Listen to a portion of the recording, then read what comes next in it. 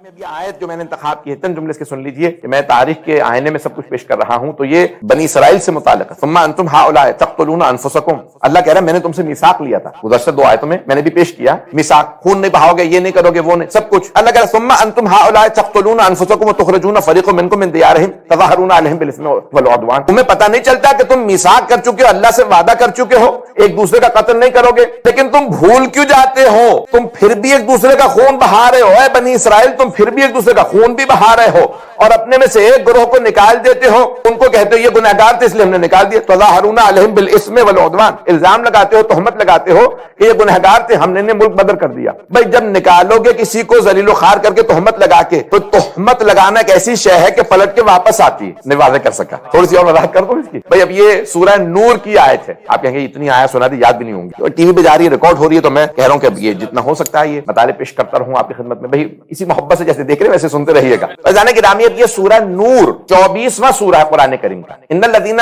یحبون ان تشیع الفاحشۃ فی الذین آمنوا لہم عذاب علیم فی الدنیا والآخرہ، وہ جو مؤمنوں کے اندر عیب تراشی کرتے ہیں، فحاشی کی نسبتیں دیتے ہیں، ان کے لیے دنیا اور آخرت میں عذاب ہے۔ بھئی نہیں پہنچا سکتے۔ گناہ تین طرح کے ہیں، کچھ گناہ ایسے ہیں جن کا عذاب صرف آخرت میں، جیسے شرک، اللہ مشرک کا رزق نہیں روکتا، اللہ کے منکر ہے پھر بھی اللہ کہتا ہے نہیں کھانے پینے دو، پتہ نہیں لوگ ہیں یا نہیں۔ کہیں پہ آپ نے دیکھا کہ کوئی مشرک ہو اسے کھانا نہ مل رہا ہو، کھاتا پیتا رہتا ہے، اسے رزق ملتا رہتا ہے، نہ اللہ اس سے مکان چھینتا ہے، نہ اللہ لباس چھینتا ہے، اللہ کہتا ہے کوئی بات نہیں، دنیا میں جتنا انجوائے کرنا چاہتے ہیں کر لیں، آخرت میں ایک ہی دفعہ عذاب دوں گا۔ کچھ گناہوں کا عذاب صرف آخرت میں، کچھ ایسے گناہ جن کا عذاب صرف دنیا میں۔ مومنین کے لیے بعض اوقات ہم ایک دوسرے سے ظلم زیادتی کرتے ہیں، یہیں پہ اللہ سختی دے دیتا ہے، سزا دے دیتا ہے تاکہ آخرت میں مومن کو عذاب نہ ہو۔ بہت سے لوگ کہتے ہیں بڑی بیماری کاٹ کے گئے، دنیا میں انہوں نے اپنی برزخ کاٹ لی، کچھ یہاں پہ نہیں کاٹتے تو برزخ میں کاٹتے ہیں، توجہ ہو تاکہ وہ کاٹ کوٹ لیں، پاک ہو جائیں، تو بھی توبہ کر لو بجائے کہ پھر کچھ نہیں کاٹنا پڑے گا۔ تو انسان بعض کا سختیاں دیکھتا ہے، پریشان نہ ہوئیے، میری باتوں سے پریشان میں دیکھ رہا ہوں کہ لوگ ہو رہے ہیں۔ تو جانے گرامی کچھ گناہ ایسے جن کا عذاب صرف آخرت میں، کچھ گناہ ایسے جن کا عذاب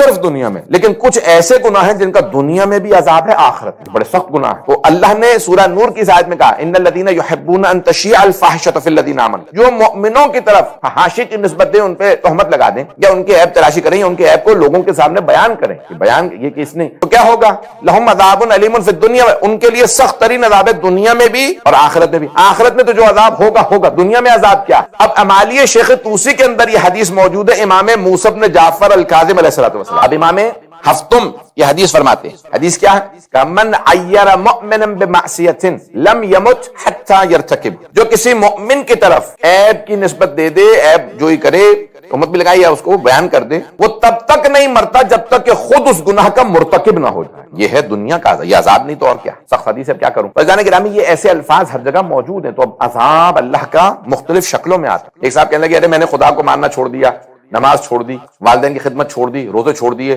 سب کچھ چھوڑ چھاڑ دیا، کچھ بھی نہیں ہوا۔ تو کسی نے لکھا بھئی اس سے بڑا تیرے پہ عذاب اور کیا ہوگا، تو سارے عقائد سے ساری عبادتوں سے محروم ہو گیا، اس سے بڑا تو عذاب کیا چاہ رہا ہے اللہ کا۔ پتہ نہیں لوگ ہیں یا نہیں۔ یہ مختلف عذاب کی مختلف شکلیں ہوتی ہیں کہ بعض اوقات، اب میں ایک حدیث ہے بڑی سخت حدیث ہے، البتہ پتہ نہیں پروردگار گناہوں کو معاف کر کے، اب یہ عجیب و غریب حدیث امیر المومنین سے کسی نے پوچھا، یہ ظاہراً سفینۃ البحار میں عباس قمی نے تحریر فرمائی ہے، مولا جس آدمی کی زبان قابو میں نہ ہو، جس کو چاہے نشتر مار دے، جس کی چاہے غیبت کر دے، تہمت لگا دے، برائیاں کرے، جھوٹ بول دے، تو کیا اس کی سزا؟ مولانا کا آخرت میں تو ہے دنیا کے اندر بہت سی عبادات سے محروم ہو جائے، حرمت صلاۃ اللیل، نماز شب کے لیے کبھی نہیں آنکھ کھلے گی، کبھی اس کو توفیق نہیں ہوگی، کئی اس کے نمازیں قضا ہوں گی، کئی ایسے۔ یہ زبان جو ہے نا، اللہ نے 32 اس کے اوپر پہرے دار بٹھائے، یہ دان پہرے داری تو ہے نماز پہ، اس پہ 32 محافظ بٹھائے، 2 گیٹ لگا دیے ہونٹوں کی شکل میں، پھر بھی قابو میں نہیں ہے، گھر اجاڑ دیتی ہے، جنگیں کروا دیتی ہے، دنیا میں فساد کروا دیتی ہے، فتنے کروا دیتی ہے۔ یہ 2 چھٹانگ کی زبان ہے، لیکن کسی کے بھی قابو میں نہیں ہے، کتنے بڑے بڑے کام کر دیتی ہے، پتہ نہیں بات پہنچ رہی ہے نہیں پہنچ رہی،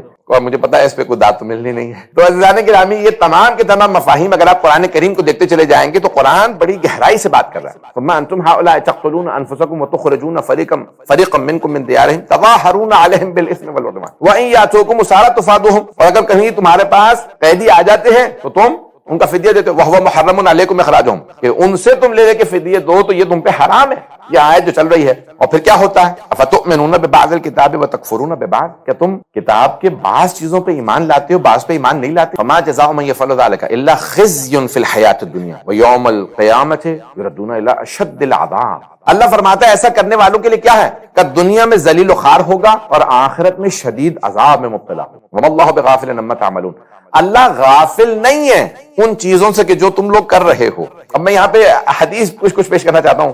آج حدیث و آیات بعض کا تو انسان پہلے سے مطالعہ جو کر رہا ہوتا ہے بہت زیادہ چیزیں واپس آ رہی ہوتی ہیں، کچھ ایسی ہوتی ہیں جو پچھلے مطالعے آتے ہیں اس میں سے بھی چیز آ جاتی ہے اور انسان سوچتا ہے کیا پڑھوں کیا چھوڑ دوں، اور وقت بھی مد نظر ہوتا ہے۔ عزیزان گرامی، اب یہاں ایک مولا امیر کی بڑی پیاری حدیث ہے، جب سوچتا ہوں تو عجیب و غریب کیفیت ہو جاتی ہے، رونگٹے کھڑے ہو جاتے ہیں۔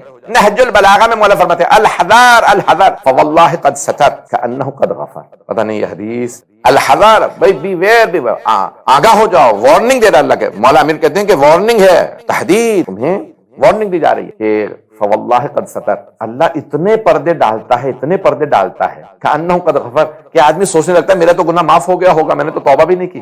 بہت بڑی حدیث۔ مولا فرماتے ہیں اللہ اتنے پردے ڈالتا ہے کہ آدمی سوچنے لگتا ہے کہ میرا گناہ معاف ہو گیا۔ مولا فرماتے ہیں نہیں، وارننگ دے رہا ہوں، اگر توبہ نہیں کی تو گناہ کہاں معاف ہوا؟ وہ ستار العیوب ہے، وہ عیبوں پہ پردے ڈالتا ہے، وہ گناہوں کو چھپاتا ہے۔ یہ نہ سوچنا کہ انہ قد غفر کہ اس نے معاف کر دیا، لوگ یہ سمجھنے لگتے ہیں کہ انہ قد غفر کہ اس نے معاف کر دیا ہوگا، اتنے اس نے پردے ڈال دیے۔ تو بھئی یہ عیب جوئی عجیب و غریب شے ہے کہ انسان جو ہے لوگوں کے عیب نہ تلاش کرے، عیب نہ سوچے۔ جو انسان دوسروں کی طرف انگلی اٹھاتا ہے وہ یہ بھول جاتا ہے کہ بھی ایک انگلی ان کی طرف ہے، باقی اپنی ہی طرف ہے، باقی تو سب اپنی طرف ہے۔ تو یہ عیب جوئی انسان کے لیے بڑی اس کی ممانعت آئی۔